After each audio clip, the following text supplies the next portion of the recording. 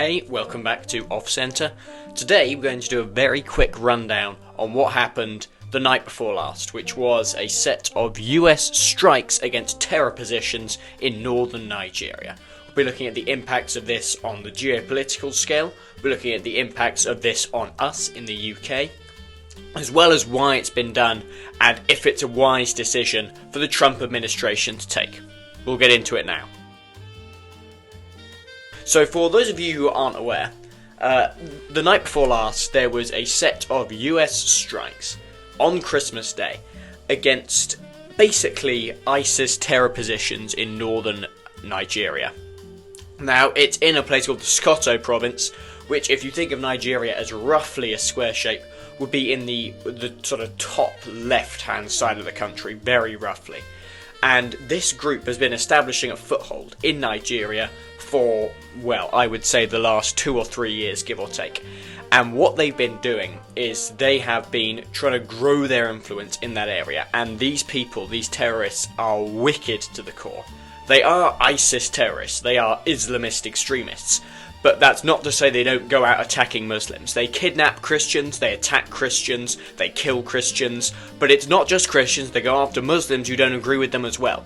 They're horrendous, just evil crimes have spared no one, basically. Anyone that they come across that disagrees with them, whether he's Christian, Muslim, atheist, man, woman, child, they will attack. And they kidnap, and they rape, and they pillage, and they steal. These terror organisations, like Boko Haram, like ISIS, are a true form of evil in the world. Everyone knows that, everyone can see that. And it's good that some action is being taken against them, because these groups, they cannot remain. They must be removed from the countries that they operate in. There are ISIS terror cells all across the West. They're here, they're in Australia, they're in the United States, they're in France, they're in Germany. They're all across the Middle East. And Nigeria is really feeling that. These terror cells that build their own footholds in countries are a genuine form of cancer on the spirit of a nation. And it's not just this sort of metaphorical, it's a spiritual battle against good and evil. It's beyond that. It is a very real problem. We in Britain may not be feeling the extremism issue just yet. I'm sure many people will.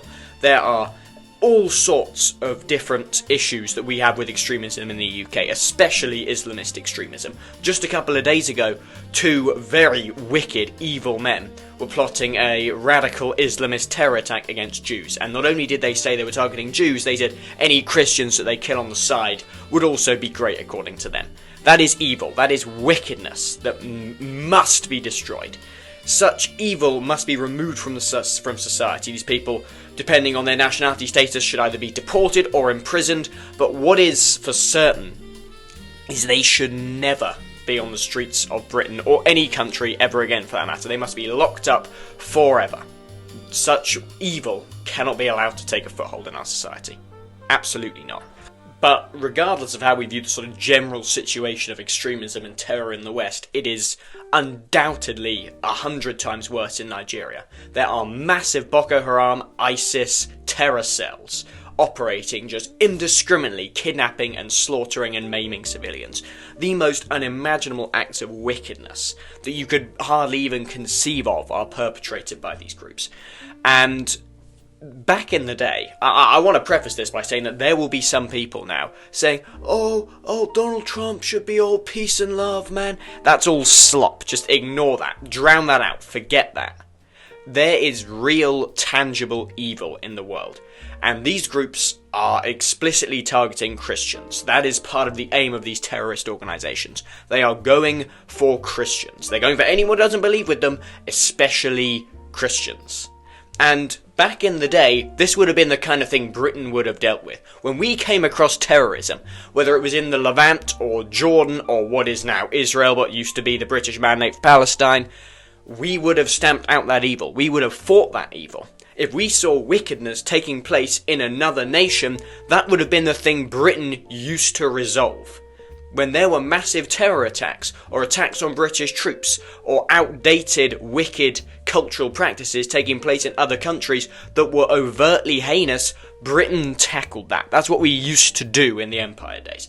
That doesn't happen anymore. And someone needs to keep that global peace. What used to be a Pax Britannia has now become a Pax Americana, an American peace. And I know it's not perfect. If you look back to what JFK was saying, Pax Americana isn't perfect.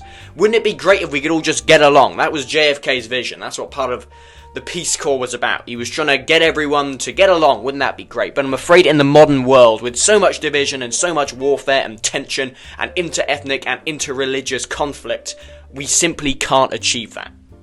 It's really unfortunate. Believe me, I wish Christians and Muslims and Jews could just get along. Wouldn't that be wonderful if we lived in that idealistic, perfect, pristine world? But we don't. And someone needs to keep that peace. And Donald Trump is the one who's going to try and reinvigorate this Pax Americana. Will he do a good job? I don't know, but I know that this is a start. If there is an evil organisation somewhere in the world, and they ask for America's... Let's say, if there's an evil organisation in a country like Nigeria, and the Nigerian government has been watching this organisation grow and metastasize for years, and they've been struggling to do anything about it, and suddenly it starts to get worse. As tensions begin to flare up, these organisations begin to take more and more wicked actions. Kidnappings at churches, women and children targeted, children maimed, and killed in many cases. I mean, that's what these terror organisations do. They kill. And Nigeria found that it wasn't really in a position to tackle that issue. So what do? They need someone that they can reach out to for some assistance. And I'm not saying that Britain or the West or NATO or America should be the world police. That's not what we as nations should be doing. However, it is not a risk, really, to American soldiers. No American boots were on the ground. No American soldiers were even in harm's way at any point. These terror cells, they're basically a bunch of ragtag tin pot pirates, basically. They are terrorists, but they don't have the advanced capabilities that other terror groups in the Middle East do. This sort of ISIS cell, these people are just like savage barbarians, I'm afraid. And unimaginably wicked. But thankfully, they're not very smart, so they don't really have any means of defending themselves. So when the Americans, or the Brits, or whoever is engaging in this counter-terror operation comes over, they have no real way of fighting back, which means the American soldiers, or the NATO soldiers, or whoever is involved, is completely safe. And you're not wasting that much ammo or time. What you're doing is ensuring that Christians in Nigeria are safe at very little detriment or risk of harm of your own nation. And that can only be a good thing. You're protecting peaceful Muslims in Nigeria, you're protecting innocent Christians in Nigeria, and you're combating terrorism that is eating away at the soul of a nation like Nigeria. So I think that, frankly, that is, to an extent, a pretty good thing. That the Americans have decided that they are going to pick up this idea of Pax Americana and they are going to at least try and defend communities around the world so long as it doesn't really risk the lives of American troops. And again, there'll be some people out there who'll be saying, oh, it's like Tony Blair going into Iraq, but it's not. It's nothing like that. Now, it's a little bit... Some people will try and equate to the Iran situation as well. You remember back in the summer, the Americans were attacking Iran? That is another issue, right? I mean, getting involved with the Iranians, it's basic. We appear to be doing it on behalf of Israel, right? I mean, Israel they're at war with Iran. They were spoiling for a fight, tit for tat, and then they asked the Americans, bring in your bunker busters. And Donald Trump basically caves, he does it, and that is technically dragging America into a war, or at least potentially dragging America, and then NATO, and then us, the Brits, UK, into a war. And I don't want that, no one wants that. That's a bad thing. We shouldn't be engaged in wars in the Middle East. We shouldn't be sending our British children to die in a desert somewhere thousands of miles away. That's wrong, that's inconceivable, that's terrible. That's what Tony Blair had in mind. That's wickedness. But there was a serious risk of starting a war there. I mean, there are Iranian terror cells around, in the West, certainly. I mean, there was talk of the horrible terror attack on Bondi Beach having some links to Iran. Whether that's true or not, we don't yet know. And we shouldn't speculate as to whether that's the veracity of that claim. But it's undeniable that there are Iranian terror cells that could be activated if a war with Iran starts. This is a ragtag tin pot bunch of terrorist pirates in the middle of nowhere in northern Nigeria, hell-bent on committing heinous acts of evil against innocent Christians and Muslims. Taking those people to a miniature, if you really want to call it a war, it's not really a war. Targeting their facilities and taking out their means of committing acts of evil is not the same as starting a war with Iran. It's not the same as going into Iraq in 2006. It's not the same as the Soviets battling the Afghans, is it? There's nothing like it. There is zero similarities between the two situations, really. Certainly not in terms of us being dragged into another war. And I hate Britain being at war. We shouldn't have to fight other people's wars. We shouldn't be battling it out with random foreign nations on behalf of other states for causes that are not our own. We shouldn't be risking our own lives, putting our own necks on the line to defend things that aren't necessary. But that's not what's happened here. Donald Trump has taken the decision to take some action against a terrorist group that has no means of really fighting back, but is still hell-bent on absolute acts of horrendous evil. And frankly, I think it's very hard to say that that's not, at least to a certain extent, quite a good thing.